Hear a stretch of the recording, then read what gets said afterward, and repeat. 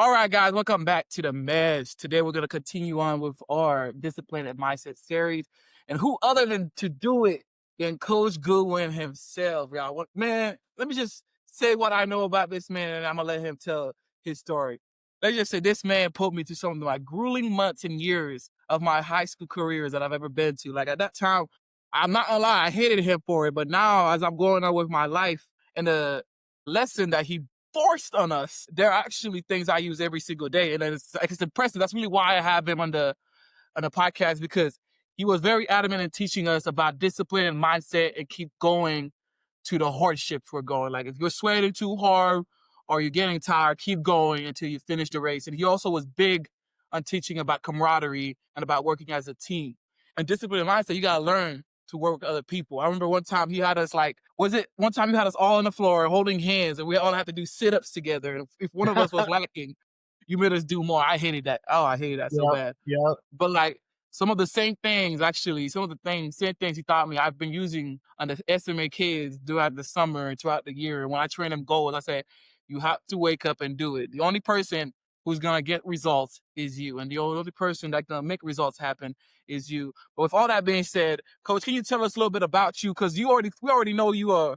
Well, I want you to tell the audience about your record-setting high school quarterback career, conditioning, business, your time at Texas State, and your time at the conditioning head coach. Just like tell me everything about you and just get the audience to know you. And then I'm gonna ask you some questions. Yeah, absolutely. So yeah, just to touch on those workouts and stuff like that, those team building days, our Ooh. TBD days, Mm. those are a lot of fun. Obviously, for me on my end, I wasn't down there on the mat necessarily, but days like that really just emphasize what it is to be on a team. We're not doing anything super hard, or we weren't doing anything super hard as far as like weightlifting. We weren't doing power cleans or squats or high pulls or anything like that. We were just arm in arm, brother on brother, teammates trying to make and trying to earn a common goal.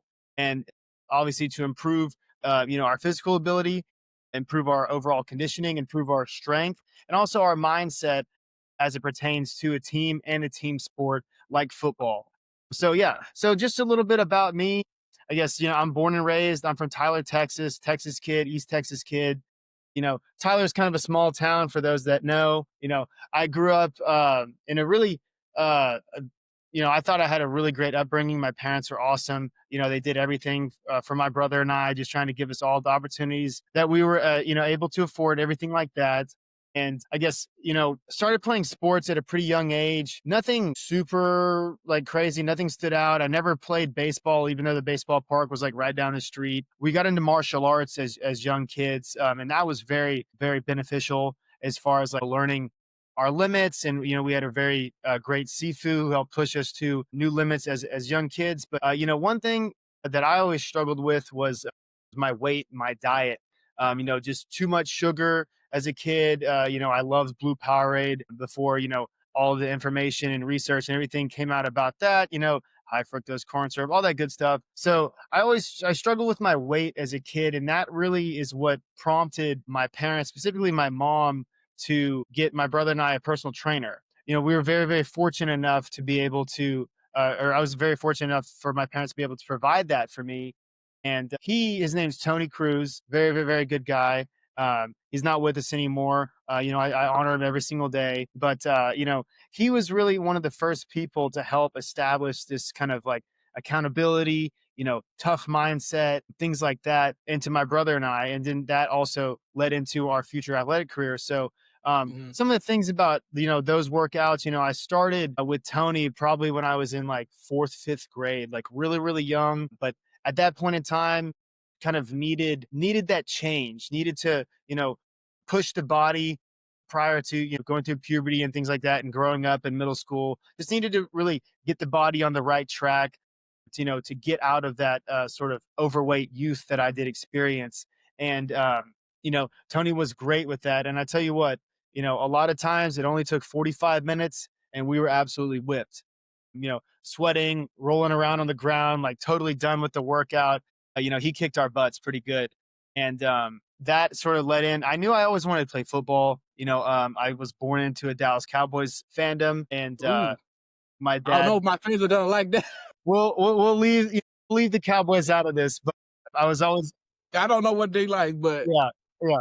We'll leave the Cowboys out of this for now, but that was who I always watched growing up, and I knew I wanted to play football at some point. And I remember my first experience with football. I played Pop Warner, and I was the left guard on the one of the left local Pop guard. Warner. Left guard, number 61. Still have my jersey. I was a yeah, and I think that was in the fourth grade. I think that was in the fourth grade, fourth or fifth grade. I played Pop Warner that year. Like I said, left guard, just trying to figure it out. I really enjoyed playing defensive line whenever they put me on the defensive line, but my main position was left guard. Trying to figure it out, but I always knew I wanted to play a skill position. I loved the idea of being a quarterback, and so luckily I had Tony in my corner, and we kept training with him, kept working with him. Summers, he would host some camps throughout the summer, all summer. We're grinding with Tony, and just 2 hours a day plus some individual stuff. We're going and throwing routes even at that young age, like getting into middle school football when things start to get serious, especially for kids in Texas, especially for kids in East Texas. A lot of small schools in this area, a lot of great tradition of football. So like I said, everything was just catered toward football and being the best athlete that I could be, the best athlete. And for my brother as well, we would push each other. We would even put on the pads in the backyard and do some tackling drills. Mike, see if you can run through me. Of course, I'm going to accept the challenge from my big brother, and he ran me over a few times. I ran him over a couple times. At that age, Yeah, that's what we do. That's what we do. that's what Go we to the do. back, Yup. go in the backyard and settle it. So like I said, getting into middle school and high school, really started to come into my own as far as football is concerned. And, the mindset and the upbringing that I had and the hard work and everything like that really just helped me to not only push myself, but push my teammates. I knew that Mhm. as much as I wanted to win, because I had experienced so many losses, is like losing games, lost so many games in middle school, close games. The high school that I went to, there are a few other private schools in the area, and we're all big time rivals. And more often than not, we were losing to our rivals, and it just kept getting under my skin and under my skin. And I had so much pride and love for my school that I knew, like, obviously you can't do it on my own. Football's a team sport, and that was just the best Mhm. example of what I was playing. But I played basketball, we ran track, played baseball, all that good stuff growing up in middle school and in high school. And just consistently, okay, we're losing, we're losing, and it just finally, I just had enough of it. I had enough of it. I'd always had enough of it, and it got to the point where I knew that I was going to put in the work. I had the upbringing that I did. I knew that I got to the point of where I was as an athlete. One of the better players on the team, but I knew I can't. These wins, everything that we're looking for. Sometimes you can't do it on your own, and as far as the team sport's concerned, I knew that I needed my teammates to help. So I then turned, especially when I got to high school, I then turned more outward than inward because, like I said, I knew I had the upbringing of hard work. I knew I had the upbringing of discipline to where, like, I started to enjoy, the grind of the summers and the grind of the off season and everything like that. But my teammates, my classmates, these kids that I grew up with for years, they didn't necessarily have the same experience that I did, the same coaching, the same mindset. So, I knew early on in high school that, hey, like, we're only going to go as far as we want to. And Mhm. that really kind of established, like, my leadership roles in high school and early on in high school. And then, I remember I was lucky enough to where the coaches believed in me, and they knew at some point, I would be a starter on varsity. But my freshman year, they let me dress out with the team for all the Mhm. varsity games. I got to play in a couple games, nothing crazy, but got to take a couple snaps at quarterback late in games. I was the holder, so they just kind of helped me specifically, you know, get that experience early on in high school. But I remember, playing JV. That was a fun time, but I was still always a little bit more concerned with varsity because I knew at some point, I'm going to be taking meaningful snaps on the varsity team. And my freshman year, we went 2-8 on varsity. Not a very good year. First year for the new head coach, and a lot of new things, a lot of moving parts. Seniors that year had been in a different system for years. Even the juniors had been in a different system for years. And finally getting to this more wide open offense and, our coach demanding new things. And then come my sophomore year, my coach gets with the administration and they flip around the whole schedule. Because I remember my freshman year, much like what we did with you, Wilson, and your classmates in high school, we would hit the weight room prior to practice. They Mm, flipped it around on us my sophomore year to where we were now hitting the weights first period, and then we were straight to practice after school. So I mm, really like that better. Is one of the things I talked about with the administration while I was coaching you and all the guys at SMA. But they flipped it around on us, and it made a huge difference. So first thing in the morning, we're all kind of dragging butt, getting into the weight room and stuff like that. But okay, how bad do you want it? We all know we're going to show up because we have to go to school. Our parents are paying the tuition. I went to private school, obviously. Our parents are paying that tuition, so we know we're going to be there. Okay, but what are you going to do now? Even though you're in the door, what are you going to do? A lot of times, and I'm sure we'll touch on this more later, but a lot of times the hardest thing is just taking that first step or just going in the door. Or, like for a lot of people my age or maybe a little bit older, it's like, okay, trying to get yourself to the gym. Okay, just getting there, getting in the car, driving there, or walking there wherever you live, that's always the hardest part, just getting there. That's half the battle, just mm, getting yourself and putting yourself in that environment and get ready to go. But going back to what I was saying with the weight room is that, okay, yeah, we knew we were all going to show up. Okay, but how are we going to make this workout effective? So that's a lot of the things that I would kind of impress on you and the other boys is that, like, okay, we don't get music in the weight room until we make enough noise on our own, until we encourage each other enough on our own. And that was, purely stemming from my experience in high school. If we didn't make enough noise, we didn't like we really wanted to be there, then, we're not getting music or the coach is yelling, blowing the whistle, and then we're outside running wind sprints and everything like that, instead of getting hit the mm, weight, get stronger and get better. So that sort of also is kind of like a microcosm for a lot of things in life because, there's going to be consequences to every action, and obviously as in a team setting, it's a little bit different, but in this team setting, the consequence to our action of not wanting to be there or not acting like we wanted to be there, okay, now we're immediately, the consequence to that is running, sprinting. And, we really didn't want that because we knew come practice after school, we're in full pads running our butts off all afternoon. So like I'll go back to just a little bit more of my experience in high school. Got a little off track there, but like I said, so sophomore year, we're really really grinding in the weight room. We had a great group of seniors that year. The juniors were awesome too. They had a massive junior class. And then, so my sophomore year, I'm taking a lot more meaningful snaps on varsity. They put me at strong safety.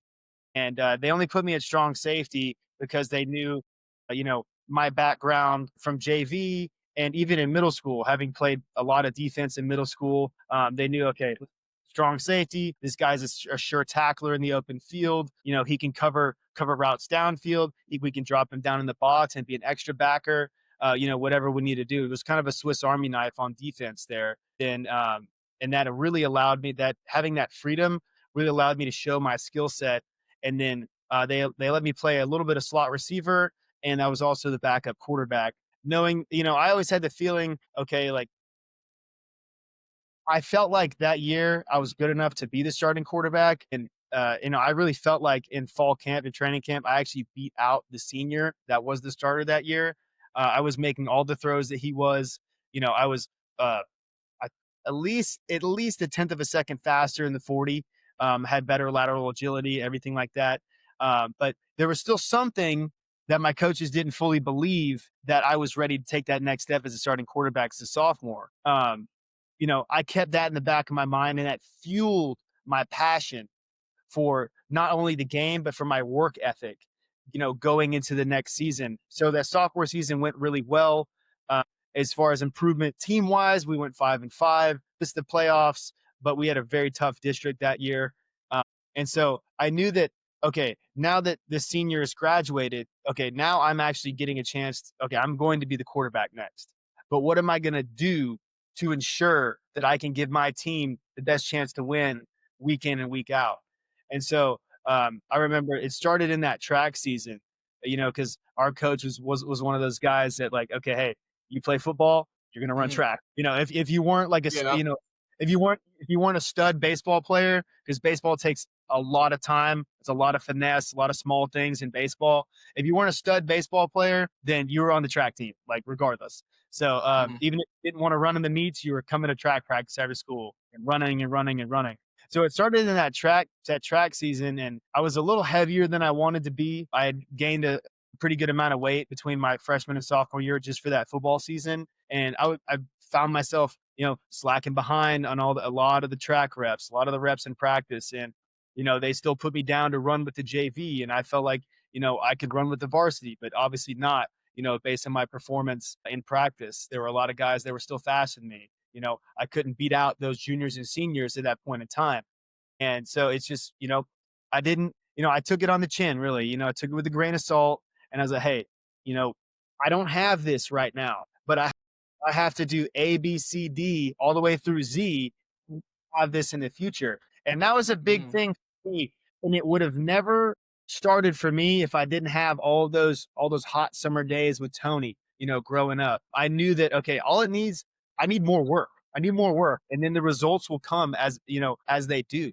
And so, I go into that junior season, and those seniors from the year before, they're gone. I'm a junior at that point in time, only that year and one more year left in high school.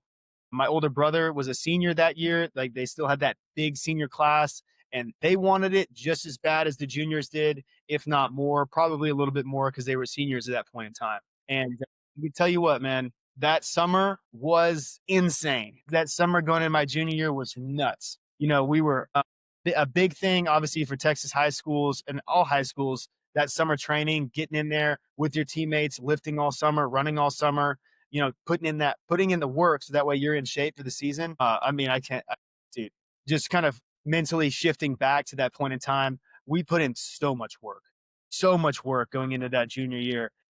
But we all knew that if we did, the results were going to come. So it was like, yeah, we're sore, we're tired, like after putting in, 3 workouts a day, whether it was, our morning workout with the team, then whether we have an afternoon throwing session or not.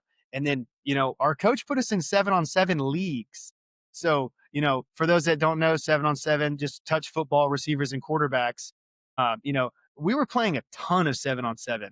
So it's basically all week we're hitting our workouts with the team. We're self-organizing, self-governing afternoon throwing sessions. We have our league games during the week, and then weekends we're going to playing 7-on-7 tournaments. All day on a Saturday, and just spending like every single second with our teammates.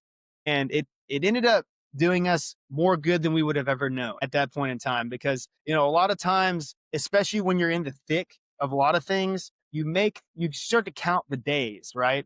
Start to count the days, like, man, like, we have 50 days until the first game. We got 30 days until the first game. We just want to get to that first game. But you start counting the days instead of making the days count. And that was a huge thing that was instilled upon us with our coach. Was he made sure we made the days count. And so, that junior year, I was voted a team captain, like I said, and that was only because, I'm pushing my guys every single day to be better in the weight room, on the field. If we drop a ball, he's in the back of the line getting another rep at the end. You know, if I make a bad throw, then we're running that back. We're getting a good ball on target. We're getting him, tucking the ball, turning upfield, finishing every single rep. And that was just our standard. And like I said, my teammates believed in me enough to vote me a captain that year, my junior season in high school. And we won 10 games that season. We ended up doubling our win total from the year before, and it was simply because of the work that we put in. Our competition graduated just as many seniors as we did the year before. They're all working their butts off in the summer. They're playing 7-on-7. But when it came down to those close games that we were losing in years past, we started to win those games, and mm, then that became our standard. Like, we're not going to let anything slip. We're not going to let anything slide. And it even came down to, if guys are if there's F's in any sort of classes, then there's punishment for that. If you're not turning in your homework, or you have missing assignments, whatever it is, there's punishment for that. And so it became our standard, not only to be great football players, but great student athletes. And, because you can't play ball if you don't get it done in the classroom. And I know we had we had some issues with that, whenever you're at SMA, not you specifically, but like some of the teammates, we had to spur them on and get them going. So, like I said, that junior season was amazing. Like I said, winning 10 games is something that not a lot of people get to do. Uh, Mm-mm. yeah, it was yeah, it was pretty amazing. It was pretty amazing. And the cool thing, we obviously winning 10 games in high school, we went into the playoffs and we got to play football on Thanksgiving week, like Mm. I remember, every year growing up, it's like, you get to Thanksgiving, go to grandma's house, grandpa's house, wherever you're going to eat, you know, you get to just watch football all day, eat a bunch of food and have a great time. Well, we got to do that. And then 2 days later, we're playing a game of our own. And that was amazing, amazing feeling. The memories will never die. I know my coach actually texted a handful of us not too long ago, and was like, hey, y'all remember 10 years ago? It's crazy how fast time flies. 14, we were in the state semifinals. 2014 was 10 years ago? Yeah, yeah, That's insane. That's my first official year in America. yeah, 'Cause I came insane, here December 31st of 2013, and then the next day was 2014. So, dude. wow. Time flies, and then so like I said, so that senior season, and this is where like my mindset really took a leap forward because and just based on everything that I had already done, my mindset, like I said, really took a leap forward going into my senior year. And no one really told me to do any of this. It was all of the things that I was hearing around me. No one told me to specifically do what I did. And it was just me wanting to be my best version of myself so that I could be my best teammate. I could put the best product on the field and, obviously, hopefully win as many games as we can. And I remember what's the one thing you hear as a Texas high school football player going into your senior year? You don't want any regrets. You want to leave it Mhm. all on the field every single game. You don't want any regrets. And I kept hearing that from my coaches, extended family, anybody involved with the program, whether it was after my junior year, during basketball season or track season. It was just no regrets, no regrets, no regrets. You don't want to have any regrets senior year. So I really took that to heart. And I was like, okay, well, what am I going to do to have no regrets? And I was very, very blessed to just have this mindset way back then. And I've been using it ever since in all of my endeavors today. And what that was is that, okay, I'm going to do everything I can to put myself in the best position possible to have no regrets. That's the goal. No regrets. Okay, so what are we going to do today? How are we going to maximize today? All right. And then we're going to get to tomorrow. How are we going to maximize tomorrow? So I went a little overboard and I realized that during that summer prior to my senior year. And so that also helped me too, knowing I went overboard and listening to my body and everything like that. So you know, on any given Monday, it would be, I'd have a workout with Tony, 6 a.m., go to the high school workout at 8.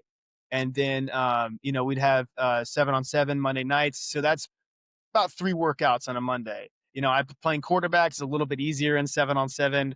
I'm just kind of running around throwing the ball, whereas like my teammates, they're actually running the routes and covering the guys. I didn't play a ton of defense in 7-on-7, but 7-on-7 was a little bit lighter for me. Still, we're out there sweating our butts off, having a good time and trying to get a W. On a given Tuesday, I would honestly work out up to 4 times on a given Tuesday, just kind of how the week would go. And that was school workout, self-governed throwing session, afternoon workout at another gym, and then an evening lift with my brother or whoever was around wanted to get some more weights in.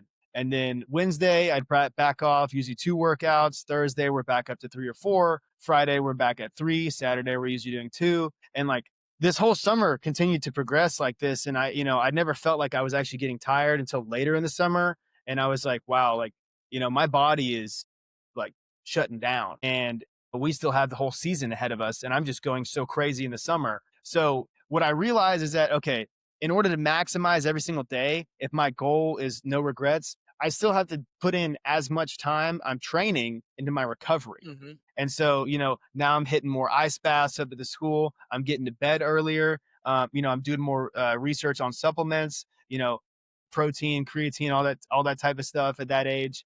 Just trying to do my best, and then some nights, some of the guys that want to go throw, I'm obviously the only one that can really throw to them at that point in time. And I'd be like, look, like body's telling me no. Body's telling me no. So Instead, let's hit a stretch, let's get to bed early, and then we'll hit it harder the next day. And that was a big thing for me, was realizing, okay, what's too much, what's not enough, finding that Listening to your body. finding that middle ground, because you feel great, 17, 18 years old, but you can still really do some damage as far as overtraining at that age. And we went into so I guess to continue, we went into my senior year.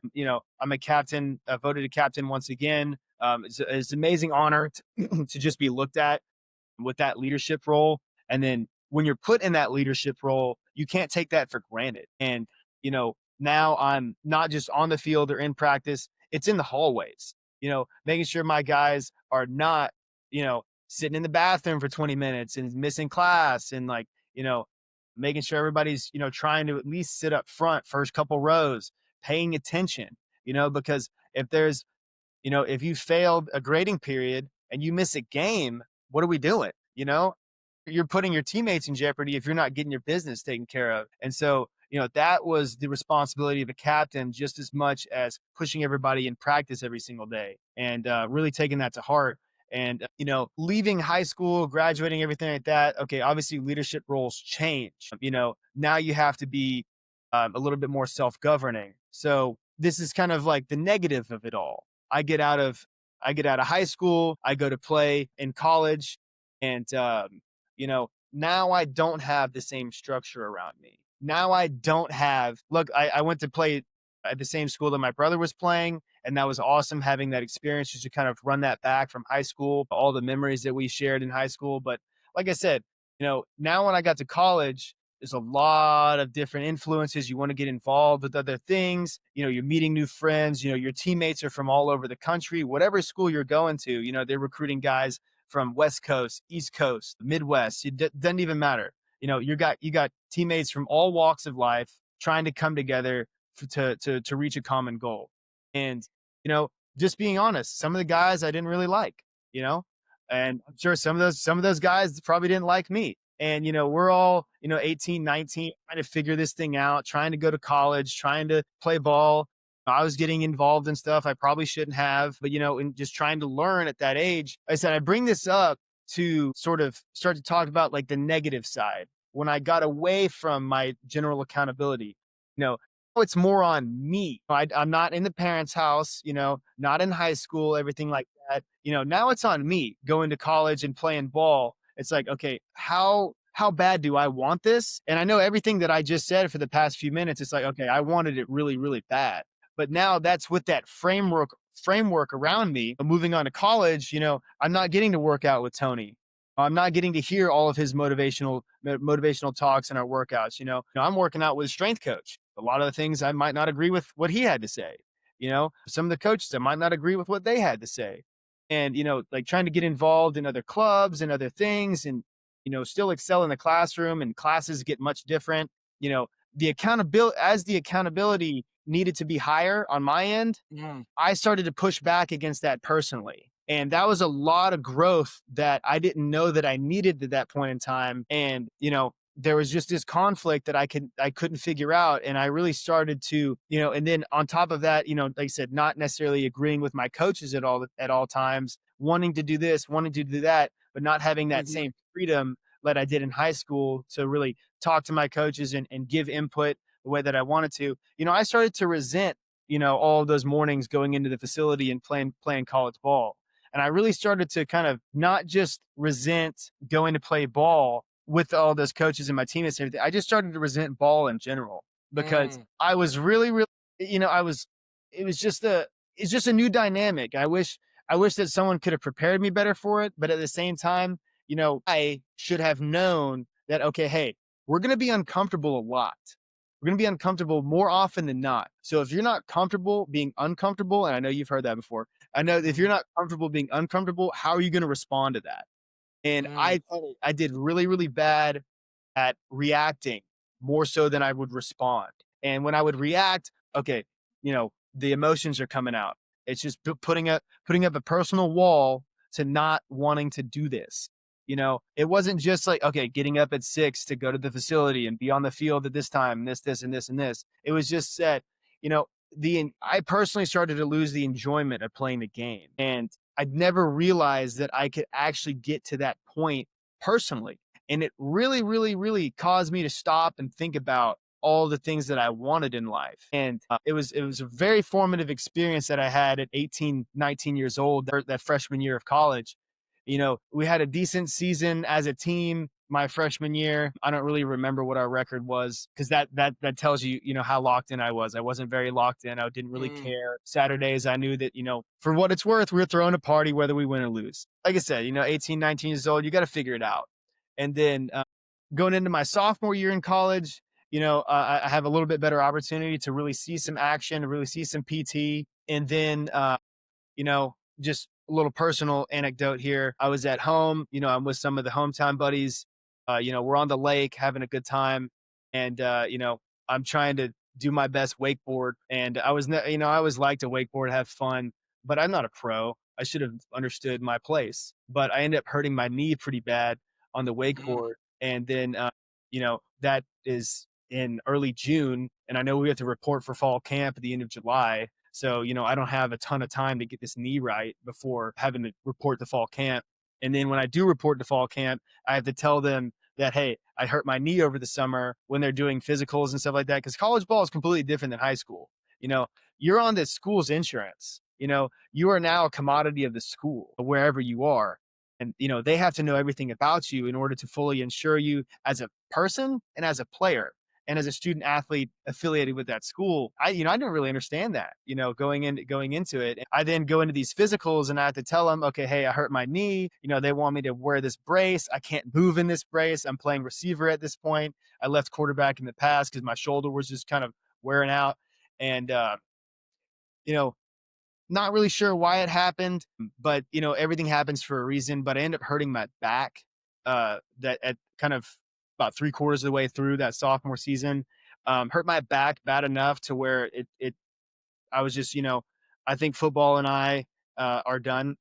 There's no reason to try to continue to play after a mm, lower back injury, especially a disc injury that I had. Don't need to get into all the specifics about that. But so, I had to come to peace with now my football career is over. What are we going to do now? Now that, for the first time in my life, I'm not a student athlete. And so, ended up leaving the school where I was playing. I transfer up to Texas State. It's in San Marcos.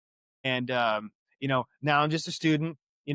I always love working out. That obviously that was a thing from everything I've talked about. And then that kind of what led me into coaching. A lot of the things that my biggest thing about coaching, I was like, okay, well, how can I turn coaching into a career? Obviously, there's a lot of great high school coaches out there. And, at that point in time, I really thought I could be one. But at that point in time, too, I wanted to, okay, let's get involved with the Division 1 program and see how this is run, see if this is something for me, and try to do this on top of my academics. And so I got involved with the Texas State football team, and started out with special teams, ended up going with receivers. COVID hit at this point in time. That was a big issue, obviously, with all college athletics and all athletics in general. And then ended up getting with the offensive line for a whole season, and then running backs. I was all over the place with Texas State football, and I really, really enjoyed my experience. And kind of during that time is when I was, kind of popping in and out part time at SMA where we met. yep, The biggest thing that I realized at that point in time was that as much as I loved working for Texas State football, and really learning the game inside and out, I really enjoyed more using my experience from, like all the things I just mentioned, my freshman year in college, my sophomore year in college, all those things that I wish I would have known going into playing college football, after, coming out of this great high school career. So it's not necessarily the best in the world, but like I had so much fun, had so much fun playing, was so committed to the game, so committed to getting better. And then going into college, and then, everything took a 180. And instilling those lessons that I wish I would have learned onto the next generation at just so happened to be at SMA. And that was my biggest motivating factor, and what continued to be my motivating factor for why I wanted to work at SMA. And, just getting more involved with the football team. And then obviously there came a point in time where the position for head strength conditioning coach opened up. And that's really where my role at SMA began to grow. And I believe my influence on mm, all, specifically, mainly the boys at the school, I got to work with the girls some in volleyball and in basketball, but they had their coaches. And, when they would come into the weight room, I would help where I could, but it was mainly with the SMA men, the young men.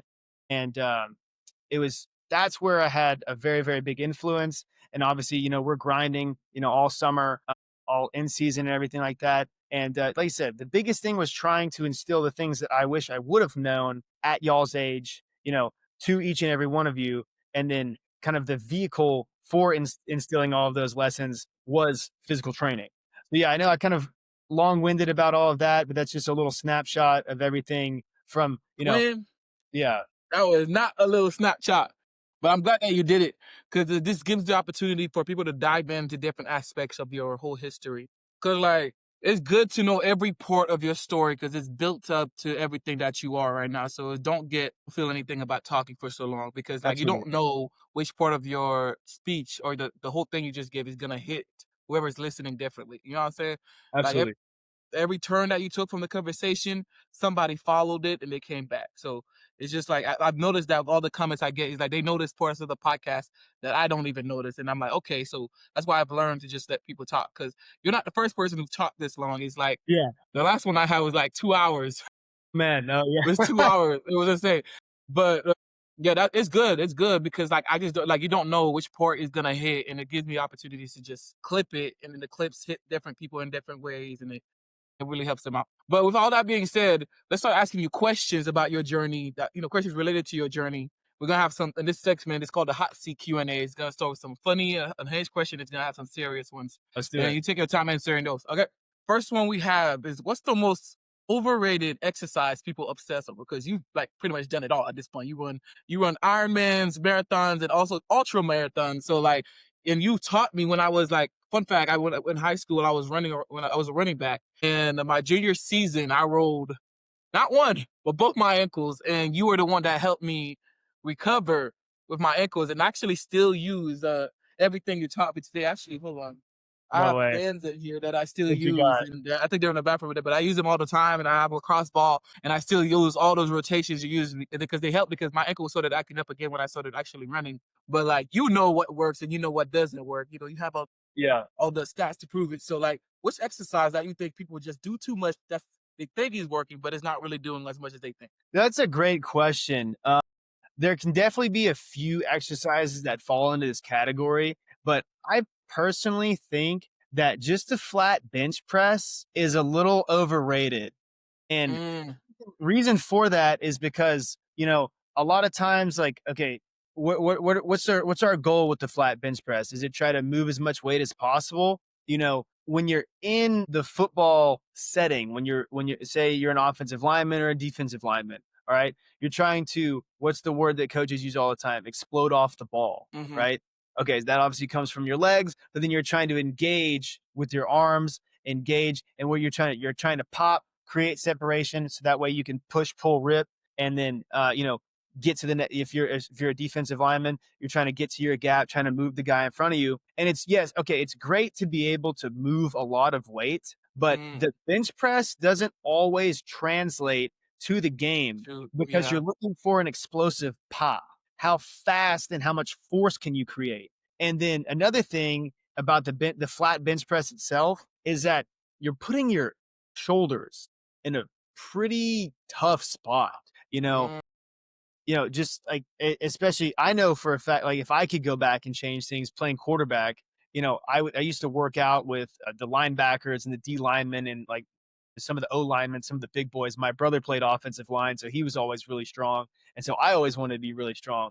But I played quarterback, and I didn't realize that. Okay, I still wanted to hit 225 in high school and in college, and rep out as much as I could, but I didn't realize the stress I was putting on my shoulders. And maybe I could have had a little bit more life in my arm, come later in my career if I didn't, put that stress on that front deltoid. And so I would say flat bench press is pretty overrated. Here's the thing, like, okay, it's never not going to be a combine mm-hmm, test. It's just a gauge of overall strength, but let it be a gauge of overall strength. Let's not, or like a benchmark for overall strength. Let's not make it like the king of all the exercises, because it really just isn't. In my personal training experience currently, I don't have anybody getting under the bar, man. Like, you just don't. You just really don't need to get under the bar. What's your Mm, goal? It Granted, the way that I train, my mindset now is okay, everything should be conducive to your goals. But to just kind of wrap it up, I think the flat bench press is a little overrated. For football, you need a lot of explosive movements. We do a lot of power cleans. I think power cleans are great. yeah. I do think power cleans are great for that explosion, everything like that. But anything that's like super slow, that's only if you train slow, you're gonna be slow. You're gonna be big and bulky. Everything should be oriented toward your goals. Like I said, stuff like the bench press. Um, you know, I really don't think like football players need to, as far as back squat is concerned, I don't think going super heavy He's should doing be it. should be a goal. Okay, Yeah. if one rep maxes and this is why I say that. This is why I say that. It's only I'm not saying back squats are bad.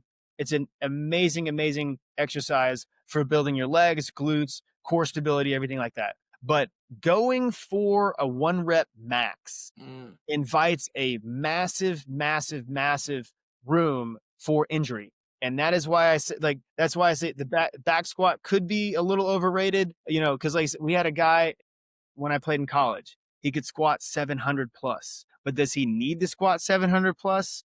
No. You know, Who is he gonna go against at 700 pounds? Like, it exactly. never made sense to me.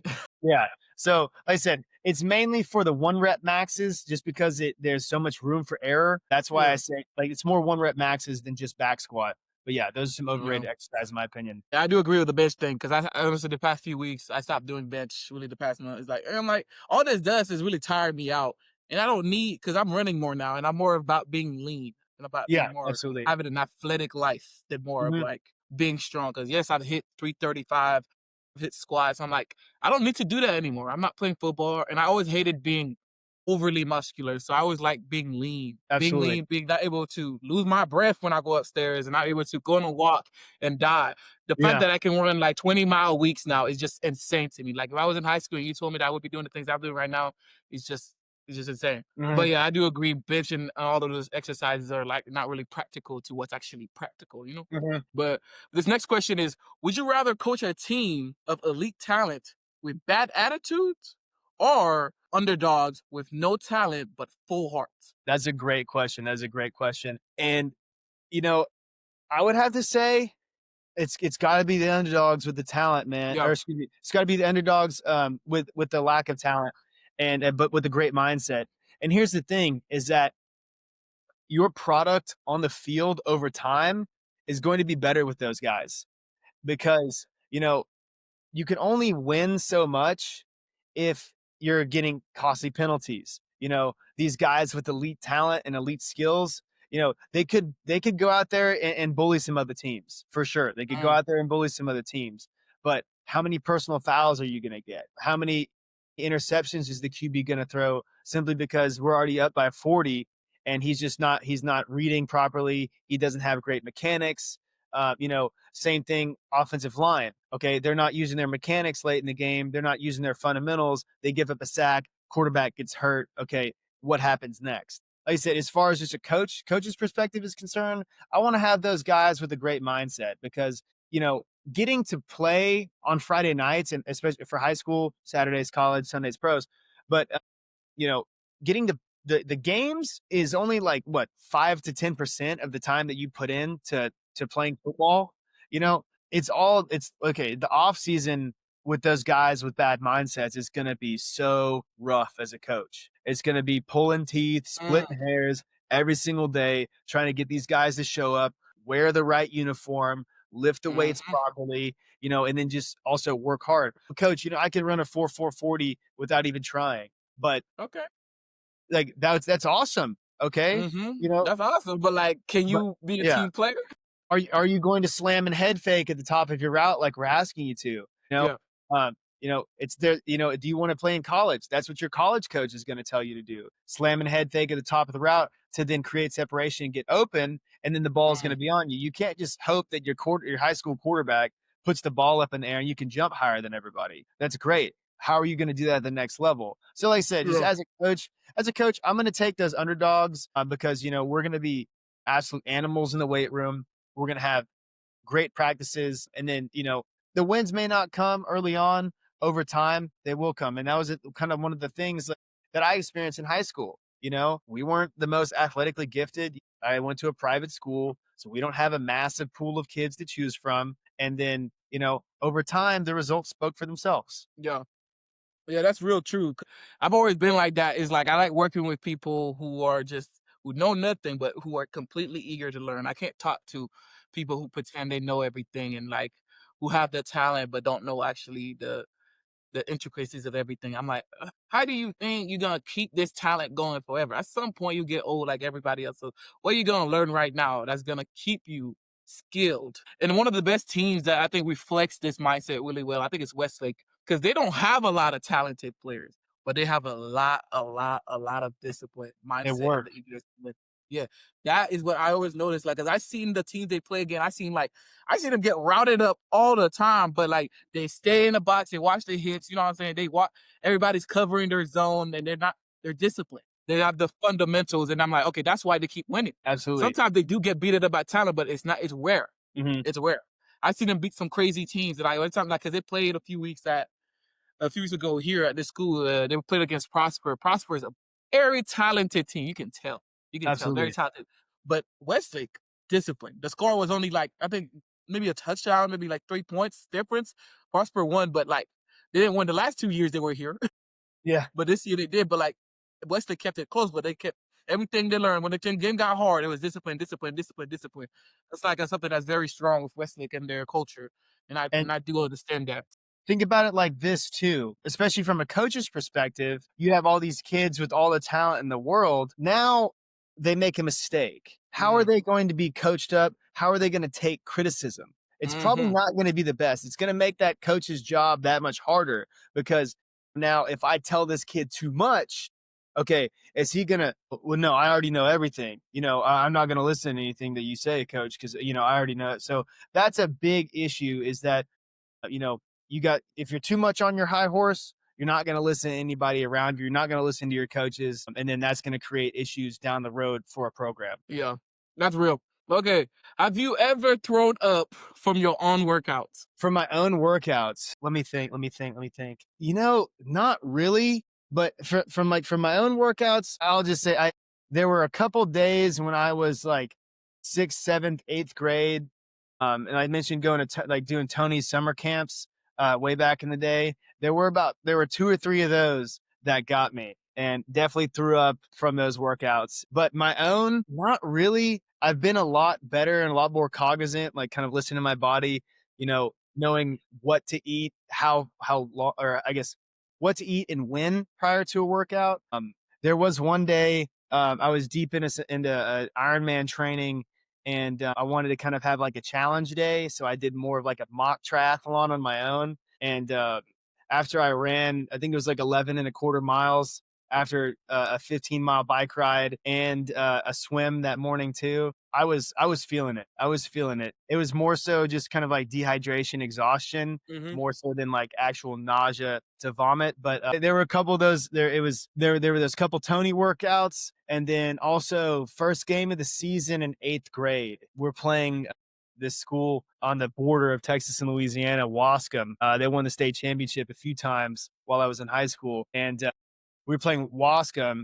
We had no business playing them, first of all, no business playing these guys, but it was hot, steamy, and I definitely puked right before halftime. But yeah, uh, didn't happen a lot. Did not happen a lot. Yeah.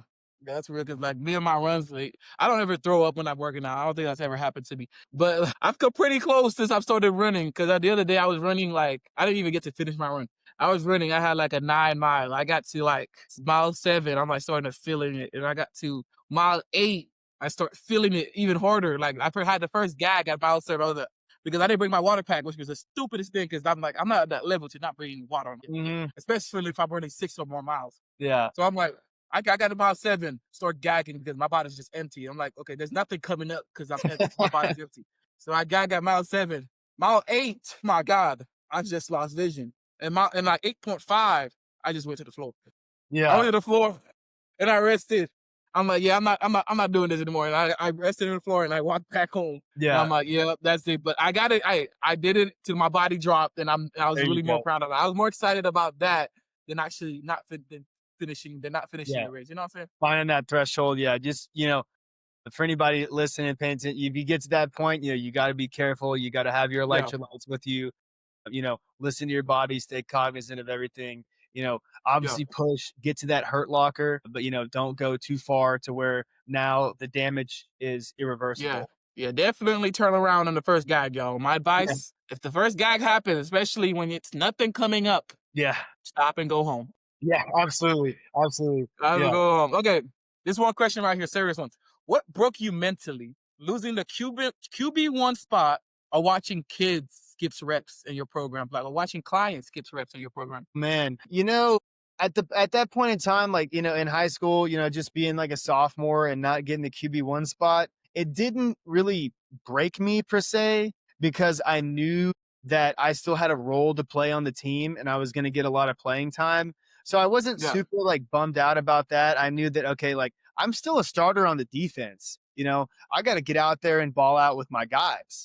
yeah, And so that was a big, and I split time. I played a lot of offense as slot receiver. And I knew, okay, like I can't dwell on not playing quarterback because I have a job to do on the defensive side of the football. So I can't say that really, yeah. broke me mentally. The thing is that when, as a coach, as a strength coach, when you see kids slacking off, when you see kids cutting reps, it's extremely Mm, frustrating when kids don't take it serious and stuff like that. But it all just kind of stems back to like, they just don't want it enough. But mm, that's the challenge that comes as a coach is that, okay, how do you make these kids want it? uh, Especially if they don't have a taste of success in their specific sport.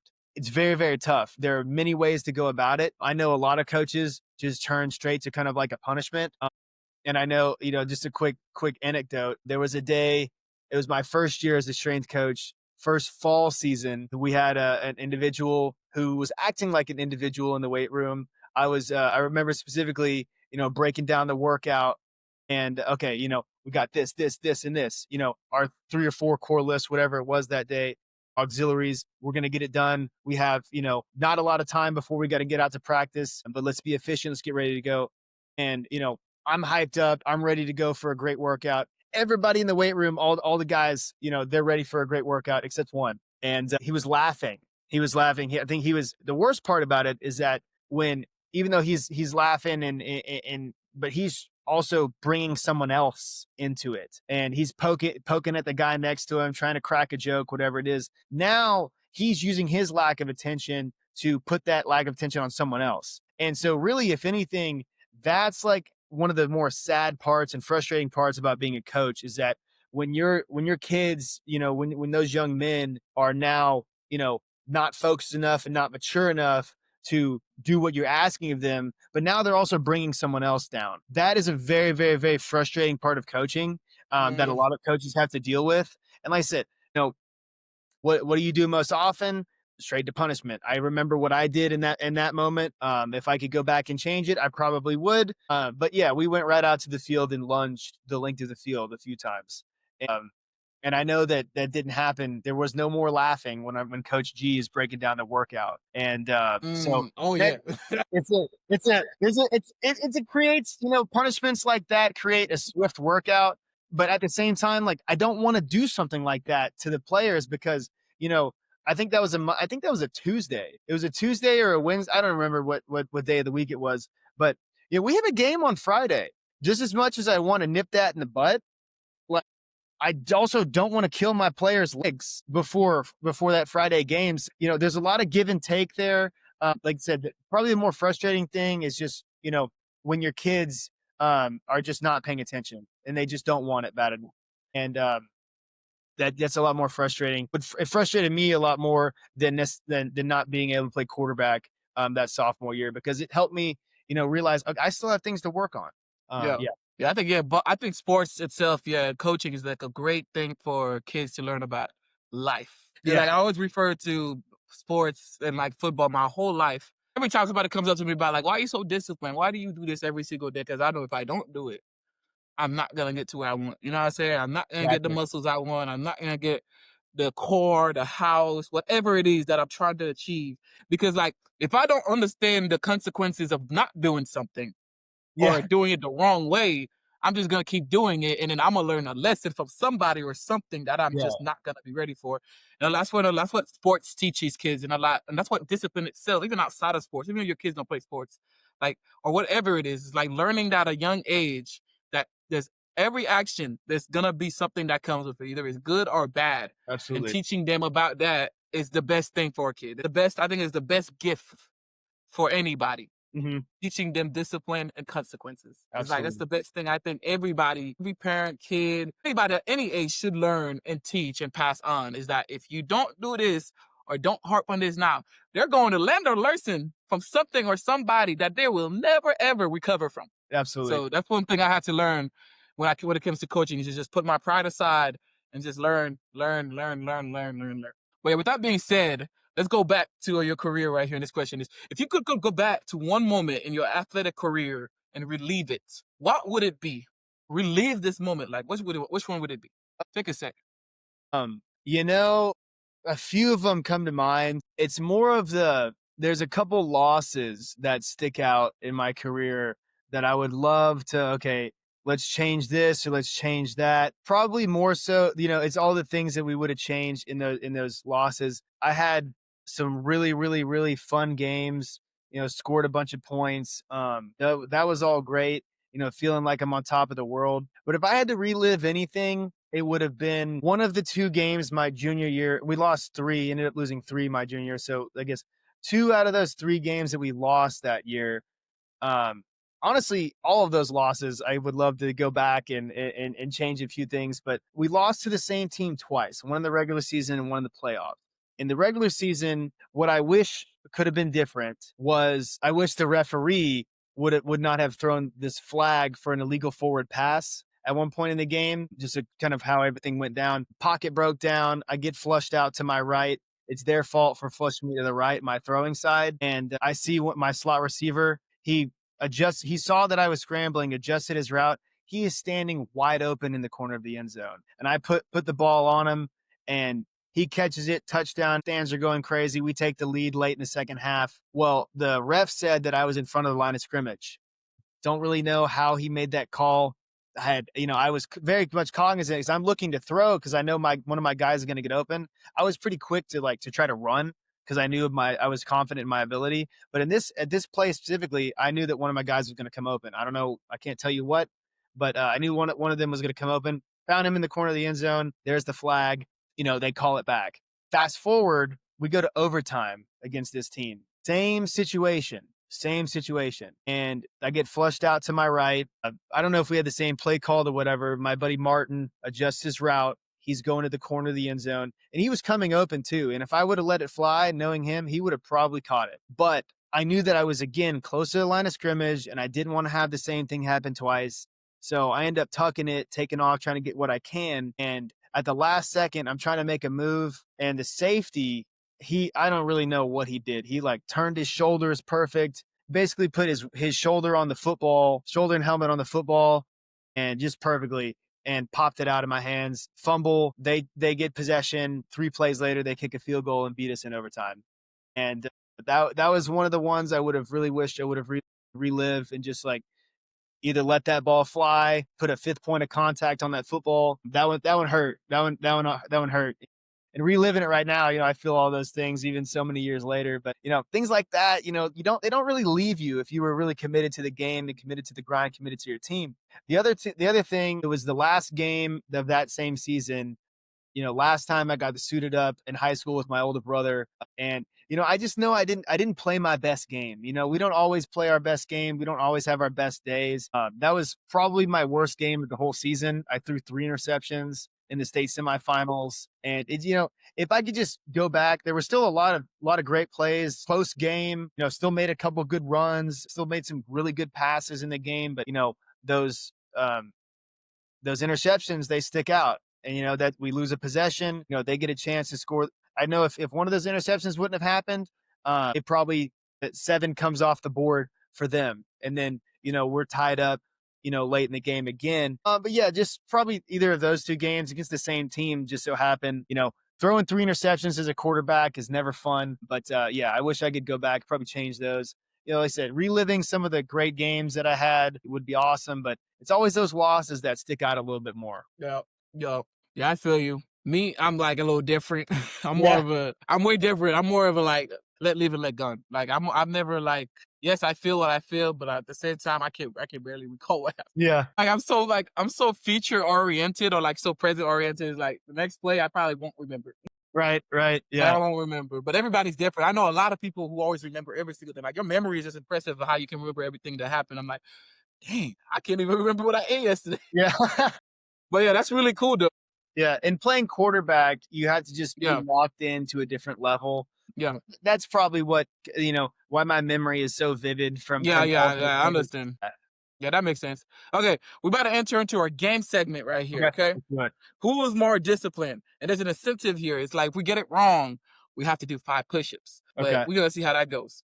Because I don't think we're gonna get this wrong. Because I feel like we're two very honest people. So we're gonna very much decide. Okay, so first one, who wakes up earlier? So let's see. I'm gonna say it's you. Yeah. Yeah. I'm gonna say it's you. Okay, what time did you get up? This morning, Yeah. 6. Okay, I actually woke up around the same time, Oh, 6:15. okay. So Okay. yeah, so that's good. But I feel like you generally wake up earlier than me because most of the time it Yeah. is hard. Yeah. I get up around 7 sometimes, but yeah, Yeah, 6 is around like that I'm up area. between 6 and 7. I have a Yeah, dog now, so she gets up and yeah, we go right out for a walk. A lot of times I get my workout in, after I take yeah, the dog on a walk. So it's just better if I get up early. yeah. Yeah, I found that like it's so weird. Like one thing I didn't realize this summer is like the earlier I wake up, the more time I have to do things. Like, the more stuff I can get done. It's like it's so crazy. Like the first thing I can get done within the first hour, and I have like another 17 to go, is just like crazy to me. Like the more time you have when you wake up early and you're conscious of what you want to do, Mhm. is insane. Okay, who's more likely to skip leg day? I'm gonna go ahead and say me, because I'm gonna go ahead and say me on that one. I Yeah. leg days. Since after that ankle injury, both ankles. It's Right, been a right. little, it's been a little bit scaredish of everything going wrong, but I've been doing all the stuff you taught me, and then where it's all those plyos and the ankle training, and then explosives. So it's been good, but leg days I treat it for grain of salt every Yeah. now and then. I love legs. Yeah. I can't get enough of it. Well, I always one day I get that mindset, but as of right now, I'm gonna just play it safe. Play it safe. Spends longer stretching. I would say that would be you, Twain, Spends longer yeah, dude. because I remember I the do. stretch you made us do. So that's you. Yeah.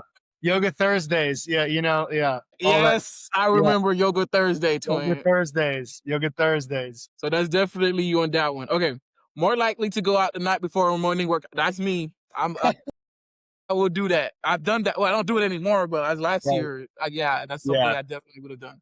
There were times I gotta say, in freshman, sophomore year in college, Thursday night, when we have Hmm. squats. We just so happened we would have squats on Friday mornings. Can't say we were always, the most bright-eyed and bushy-tailed going to those workouts. But yeah, definitely don't do that anymore.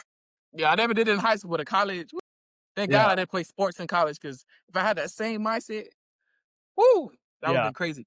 yeah. But like this next one is who could survive longer on a no sugar diet? I don't know about you when it comes to sugar, but I don't really like sugar that much, so I could do it for a very, very long time. How about Yeah, you? like that's probably a toss up. Yeah, I don't really get a lot of sugar in my normal day-to-day diet anyway. yeah, So yeah, probably more of a toss up on that one. Uh, yeah. Because like sometimes you get that craving. yeah, I keep everything clean. Yeah, More of a fruit guy. yeah, If I need something sweet, my family, we just so happen to be beekeepers. yeah, I always have raw honey on deck. So like if I need a shot of something, I'm going honey. Obviously, yes, it's sugar, but it metabolizes different in the body. yeah, yeah. It's So healthier. Yeah, yeah, if I'm going sugar, it's raw honey, it's an organic maple syrup, something along those lines. But yeah, yeah, no sugar it's been pretty easy for me. yeah. It's been very easy my whole life. I don't know. I think my sugar thing switched when I got to America because in Haiti they used to give us a lot of sugar all the time Really? because we love candy. We were little kids. And then I got to America. I don't know why my brain switches like I can't do it anymore. I think the sugar and the sugar side sweet I got in Haiti were more like less processed than the one I I was got here in about to America. say, yeah, it's probably more like Yeah, cane sugar based, whereas here, yeah, like man, it's it's artificial. fake, So it's it's crazy. processed, yeah, it's fake. Yeah, I would always get real foggy after eating it, and it would just make me sick to my stomach. So I stopped. Yeah, So if I eat sugar, it's when I go like out of state, like I go to Europe or Haiti. That's the only time because the sugar tastes so much better over there. yeah, But okay, this last one, okay, that's you right here. But I'm gonna ask you anyway. Could complete an ultra marathon right now. Y'all heard about my, throwing up story, so you can go yeah. ahead and get that one to Mr. Ultra Marathon right here. Yeah, I'm a pretty good distance runner. I got a lot of training left to do. Currently, I guess I've been recovering, just kind of like, and this kind of really helps with the mindset that I have to stay, one day at a time, make the days count. I won't touch too much on this, but I've torn my left pec twice. Mm, And yeah, so the first time was an accident, and then the second time, it was 18 months post the original tear. I was showing one of my clients in the gym how to do battle ropes, and yeah. just my pec wasn't ready for that explosive movement, and I. By the end of the day, I couldn't even hold my phone in my hand, and I lost the range of Mm, motion. Everything got tight and swollen, and I knew that I was about to go through it again. So I haven't been running that much. I've definitely been, I can still put in 3 or 4 miles on a given day. The most I've done in this second recovery was a run walk day. I did about 7 miles, but it still didn't feel great. On my pec and on my arm and everything like that. But I'm all about a year removed from that second tear. So, every day we're building, every day we're getting stronger. My outside goal right now is to do the Waco Ironman next mm, 2026. It's a half Ironman. Not that it's not hard, but that's the one that I was training for prior to the second tear. So that's my outside goal right now. My biggest thing is just trying to uh, get this pec right, get it strong, get it stretched out. Because from the original tear to now, I just was kind of doing some introspection. I've lost 20 pounds of muscle since that first tear, and a lot of things have changed. Been trying to maintain diet, but when you can't train the same and you can't, if I'm not training as hard, I'm not eating as much. I can go yeah. on this for days, but yeah, could probably still drop down and run a half marathon if I really needed to, and just push through that pain. At least a half marathon today, ultra marathon. The legs would break down, but we could get it done. Yeah. That's because I have a half a marathon coming up in November. Okay. And this Sunday, was it Saturday? No, Saturdays are my long runs. Yeah. Saturday, I have a 12.4 miles. So like a few, like 600 close to a, full half marathon. And Yeah. it's going to be a killer. But I'm getting ready for it. I'm training myself for it. I'm getting my mind ready for it. I'm eating healthy for it. So Good. Good. Yeah. I'm Make just sure you trying to fuel stay up. alive.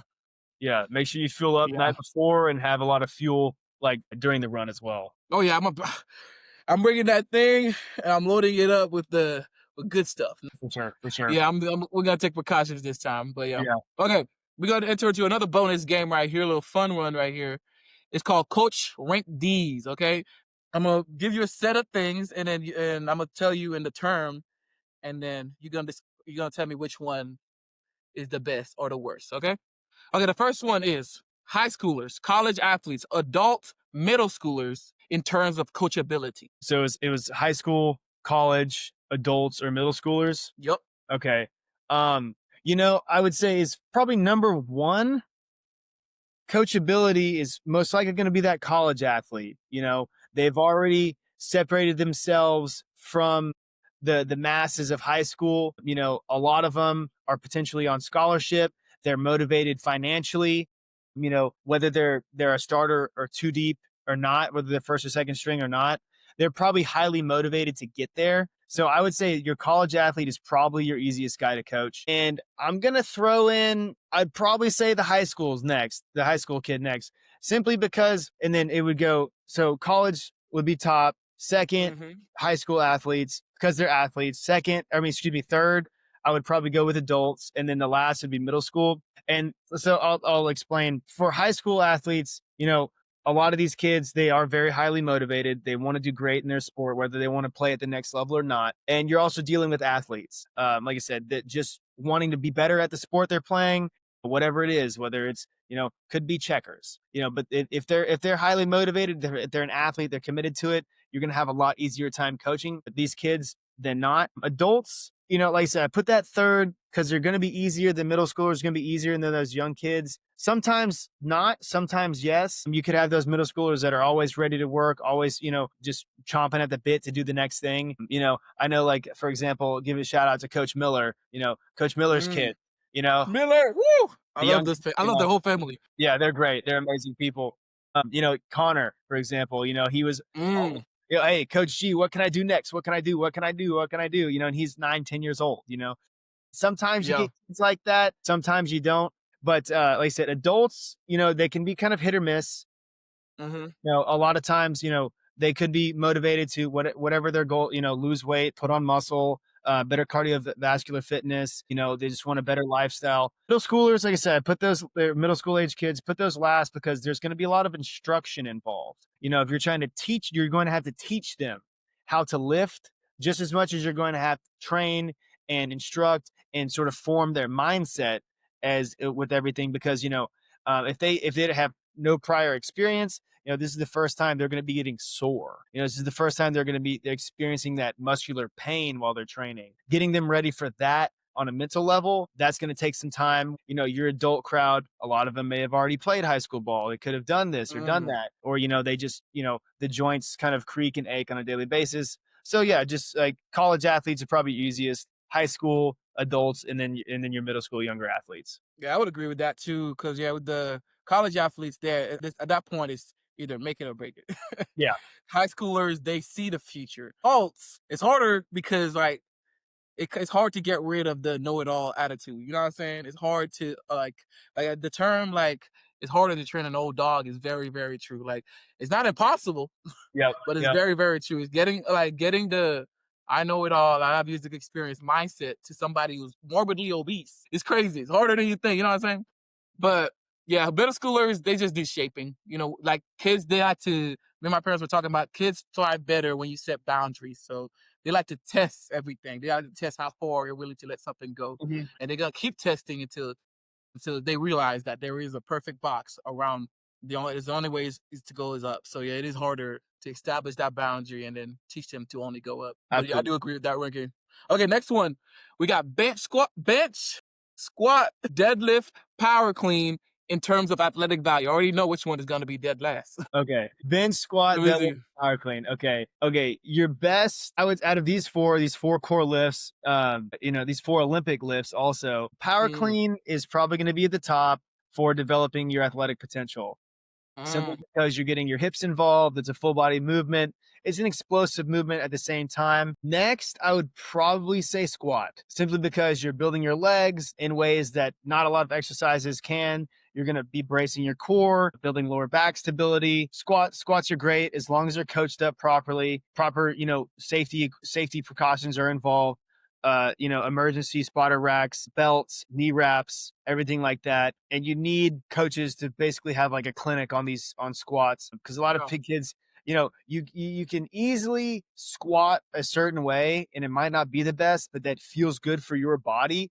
So that's where mhm, having a good coach comes into play. Okay, I would say deadlift is going to be third, and then bench probably fourth. The thing about deadlift is that, where is this is just my thought on it. Where in sport are you going to need to pick up something heavy off of the floor? That that's the thing about the deadlift. Now, granted, here's the thing about the deadlift. It is amazing, amazing, amazing for building overall strength. It's amazing for building overall strength, whether that's grip strength, that's back and core, glutes, hamstrings, just overall leg strength. It's great for building strength. But a lot of times deadlifts should just, in my opinion, this is just my opinion, deadlifts should probably just be left to power lifters, and men or women who are trying to get better at that specific movement. For athletes, something along the lines of like a trap bar deadlift is going to be a lot more effective than your conventional deadlift, mm, simply because you're now transferring the weight to other parts of the body. You're invoking the grip strength in another way. I'd say trap bar is probably better for athletes. You can do different things, whether you want to be explosive with the trap bar to a high pull, even jumping with the trap bar. Like I said, so deadlift and bench, just for me, coaching kids over time, I want, long, lean, fast. Your O lineman, D lineman can be a little bit bigger, a little bit bulkier. You want the power also. But Yeah.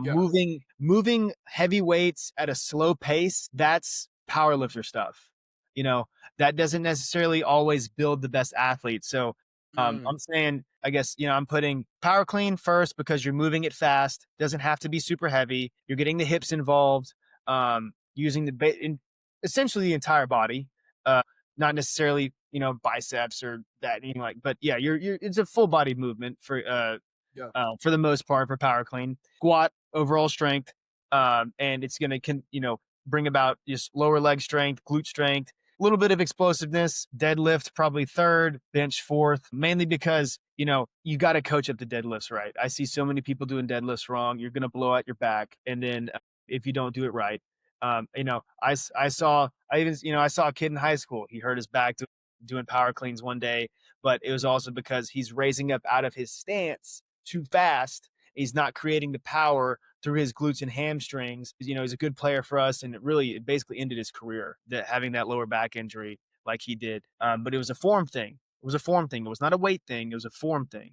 That's why form for all of these core lifts are huge. But bench, I would say I'm putting bench last just because there's so much room for error. You do not want to hurt your shoulders. Shoulders are so complicated to get healthy after injury. So yeah, that's my ranking there. Yeah. That I can agree with. You know what I'm saying? All the things you mentioned, and I think a lot of people will agree with it, but there's gonna be people who won't because the stubborn people. They're Yeah. gonna find out. And in general, Especially like, yeah. yeah, Go it's just ahead. yeah, last thing I just want to say, in general, you want your training to reflect obviously your personal goals and the goals of your sport if you're on a team or an individual sport. That's going to be the biggest thing. Mm, You want your training to reflect your goals and where you want to be and what kind of athlete you want to be. mm, I'll give a quick example. Like, I'll see all these videos of like DK Metcalf, amazing, amazing football player. What his yep. workouts look like. He's moving, medium weight, on a power clean or a high pull or a hang clean, anything like that. But then he's working plyometrics, he's working explosive movements, and all at, pretty light to moderate weights, nothing's like super heavy. So, and then obviously, being in the weight room with the football players at Texas State. And then, I used a lot of that and transferred over to you guys at SMA. It was, like I said, as long as your training is conducive to what you want to do and the Mm, want to be, that's what you should focus on. That's what you should focus on. yeah. That's yeah. Yeah, that's something I do like to reiterate is like, because I did a bunch of workouts for David and a bunch of the kids over there. And I Yep. had the opportunity of coaching Coach Miller's kids too. And yeah, they do act the same way. Like they want to learn everything. It's like, I'm like, you got to coach, you got to learn the position you want to play. You got to learn it well. And you got to learn Absolutely. everything about it. Like just, they also, I also teach them is like, learn to just be athletic. Cause that's gonna take you somewhere. Like if let's say like you change positions and it's not the same thing. As long as you're athletic, you can play anything. Mhm. You know what I'm saying? Because your position is not always gonna be the position you want. You prove that. You know what I'm saying? So it's good to have like the skills to be able to do anything on the field. Like it's good to have that mindset. It's good to train. So I always like to teach the younger kids like just train everything right now. Because like in a year or now, you're gonna change your mind. Mhm. So would you rather be always be the fast kid or get fat right now and then always be a lineman the rest of your life? Like you gotta pick and choose. And I always tell them to just pick being an athlete, and I promise you, your body and your mind will start gradually going towards the position you want to play. Yeah. And we could talk all day about training methods and Yeah, what would be the best, yeah. and if not, just a quick tidbit also, if you're a younger kid out there, wanting to be a great athlete, wanting to do this, wanting to do that, start with footwork. Start with, Mm-hmm.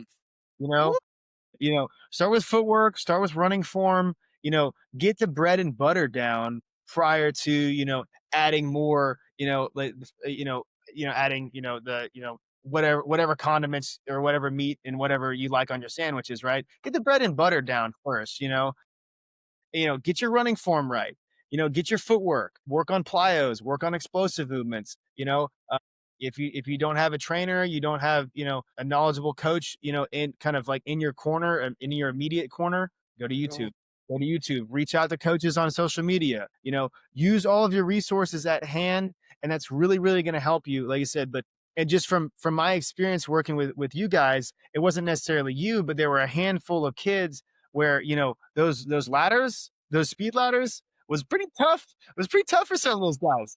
you know who they were. Pretty tough. I So know it's yeah. hard. So Yeah. footwork, coordination, running form, and then mixing some plyos, agility, cone drills, change of direction. A lot of those things they're going to come faster than just, trying to, get in the weight room and clang and bang whatever weights you want to move. If you can't move your feet, you're not agile, you can't change directions, you're not going to your success rate, your window and opportunity for success is only going to shrink. Mm, clock it.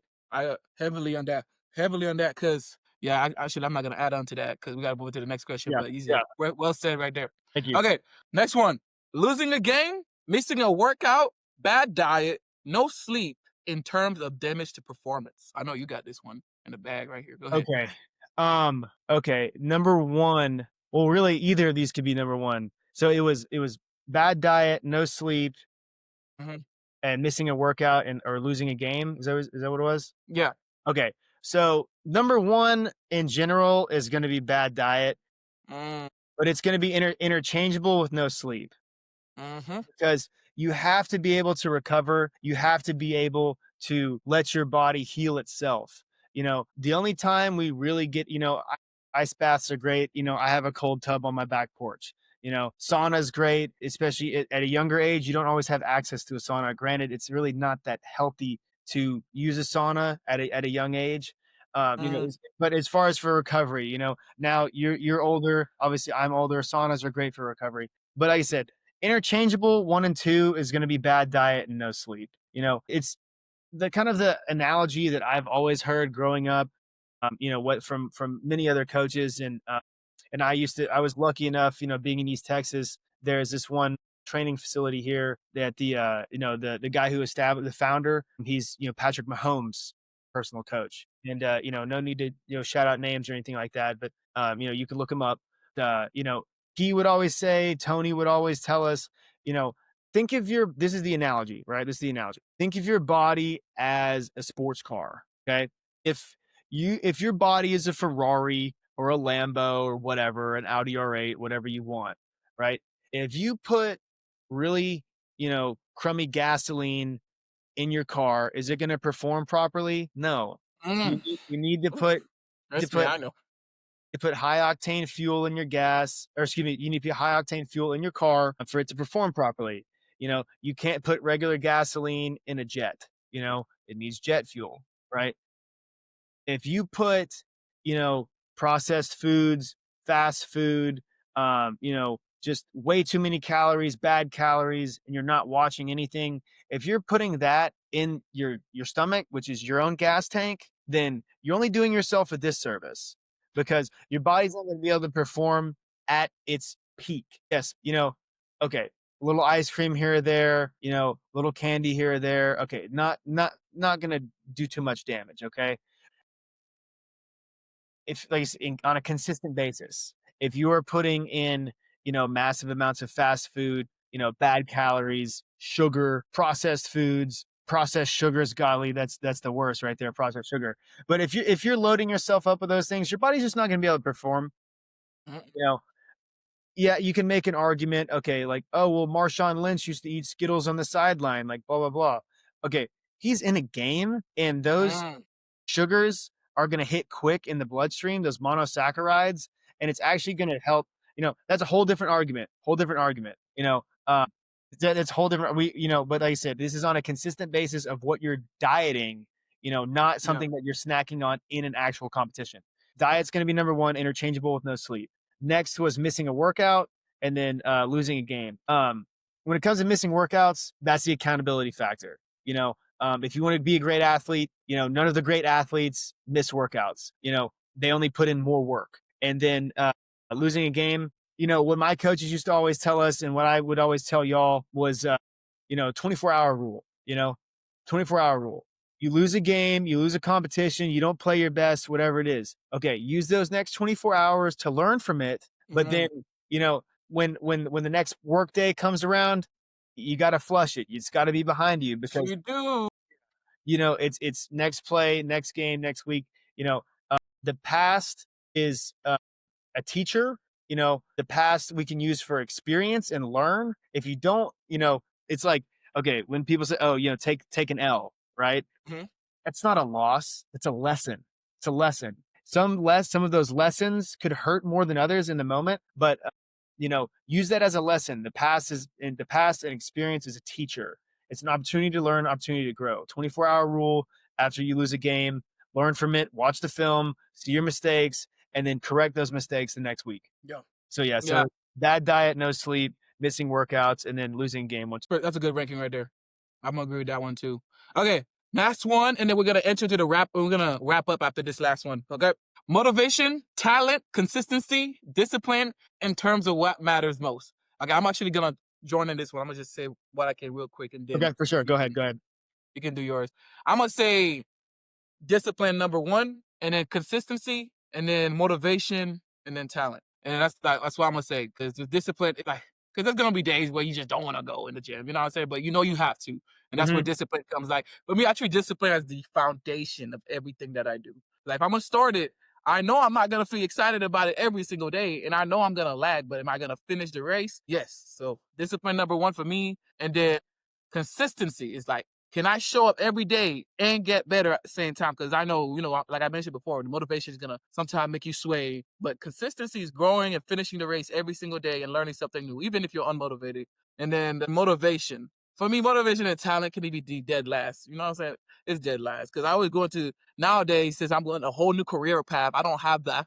I can't use the athletic ability that I've had before. I can't use the athletic talents that I've had before. Now it's more mental. It's more mental. I have to match my mind and then my body will follow. So like I'm learning a bunch of new things with this AI and a bunch of social media. I'm like coaching like a lot of people, and I'm even sticking a new task, and I have to learn how to do all of that, and that takes discipline and consistency. It's like every day I learn like 20 different things, and I apply it in everything that I'm doing. So I can't really go with talent anymore. Sure, I have the talent for speaking and connecting with people, but I can't connect with everybody unless I understand them first. So, and that's where the discipline really plays for me. So for Hmm. me, talent and motivation really goes at the end, but Yeah. discipline and consistency.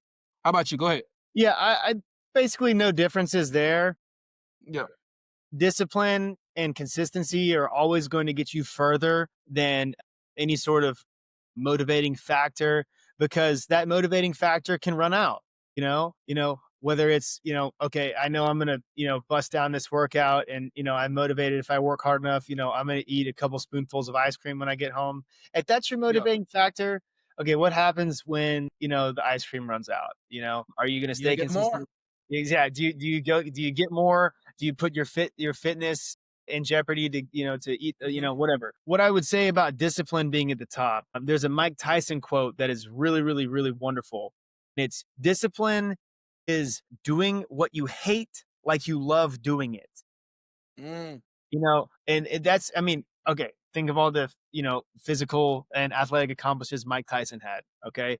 I think anybody can take what he said, take something from that quote and apply it to your own life.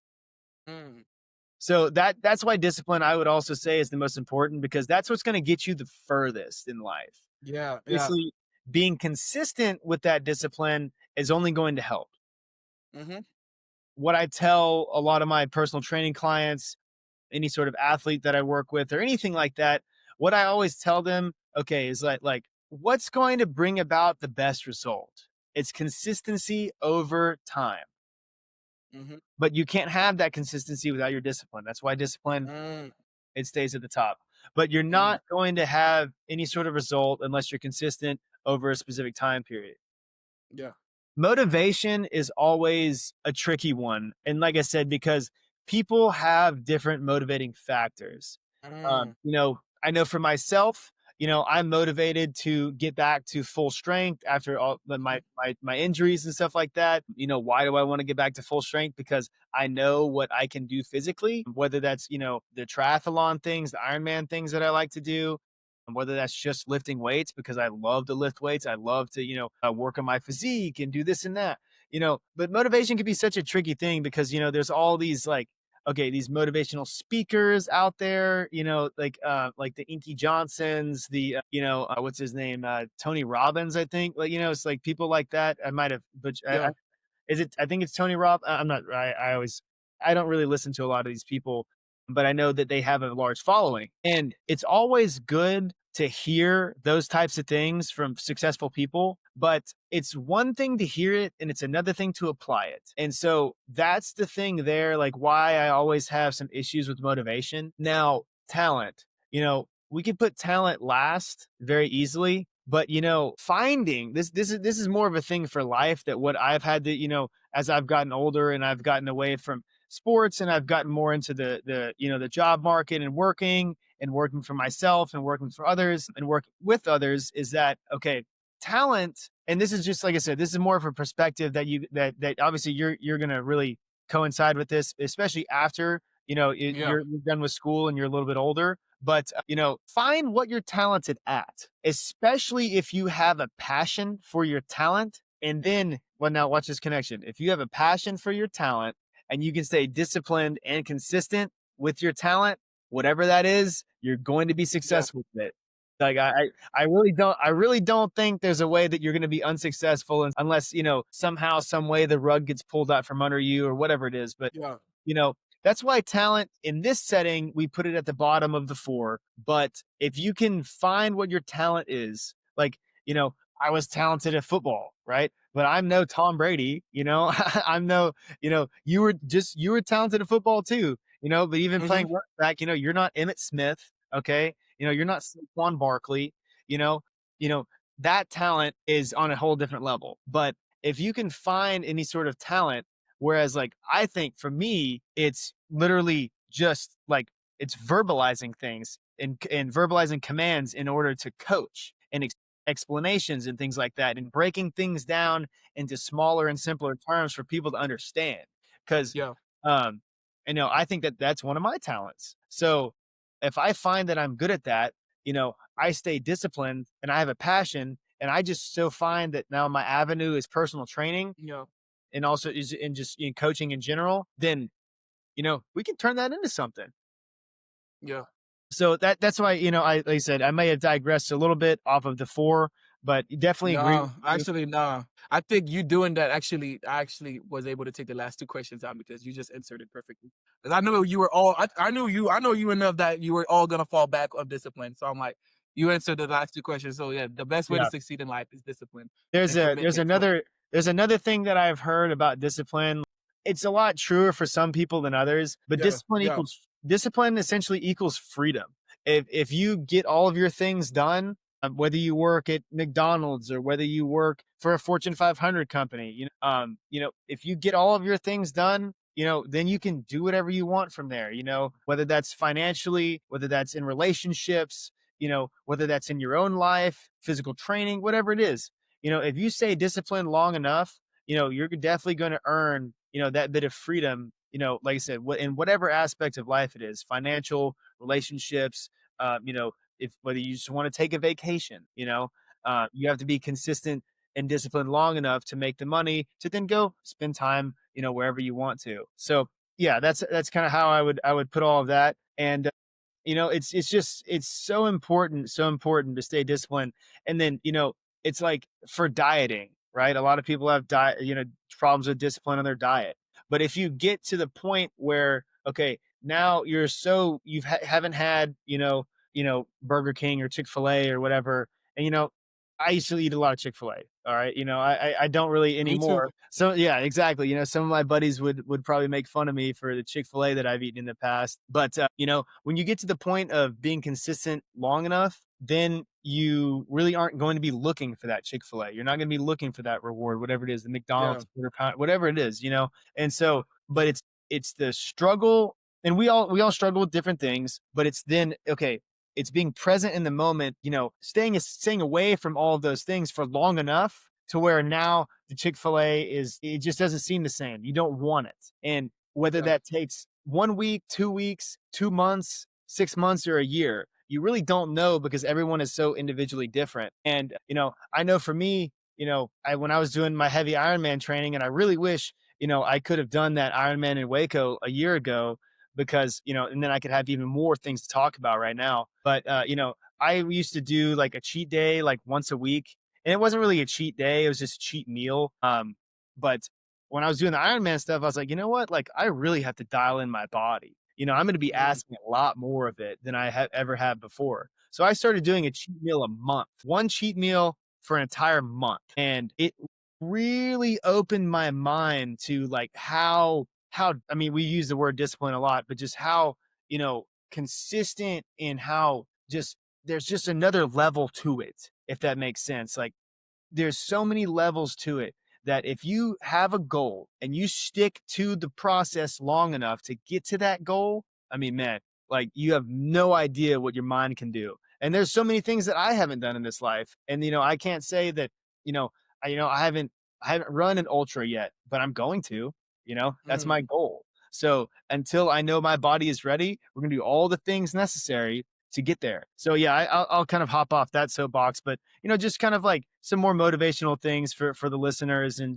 different things like that. But you really don't know where your mind can go. The body will achieve what the mind believes. And if there's any sort of doubt, it will slow you down. Yeah. Yeah, that's awesome. Yeah, we're good.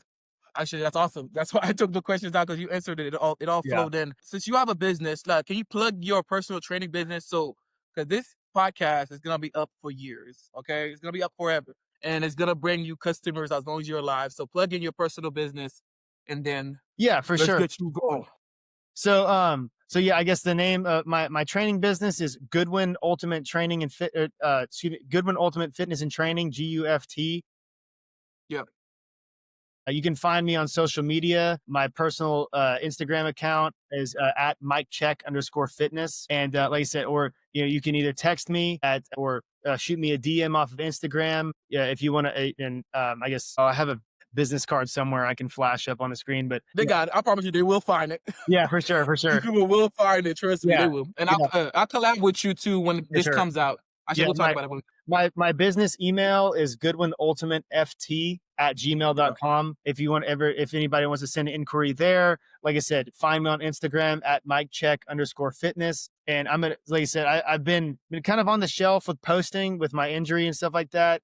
yeah, I'm gonna really start pushing the content again this next week, kind of celebrating a year of healing, a year of figuring out what I need to do because this second recovery, and this isn't like a testimonial for injury recovery, obviously what we're doing here, but I know that just for this second recovery has been a lot harder than the first. But like I said, I'm going to be pushing a lot more content here very soon.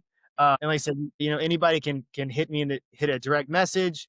um and then I can yeah. I'll help you organize yeah, that. for sure. But I don't But want with that being to said, yeah, I don't want to put my phone number out. But like you no, it's said, all good. We'll yeah, take care of that yeah, later. yeah. If anybody wants a DM, like I'll DM my phone number. We can set something up online or in person training. I'm local to Tyler, Texas, so we can get things going there. But like I said, Goodwin Ultimate Fitness and Training. Yeah, like I said, certified personal trainer. I have a master's degree in psychological research. Not any sort of licensed counselor, but we can always talk about things that you're struggling with. Hopefully, some of the tidbits from this podcast can help a lot of people. You know, Oh, it I've will. yeah, absolutely. Yeah, Yeah, I'll make sure that's that. that That that's being it. said, with that being said, because I have to go in like a few seconds.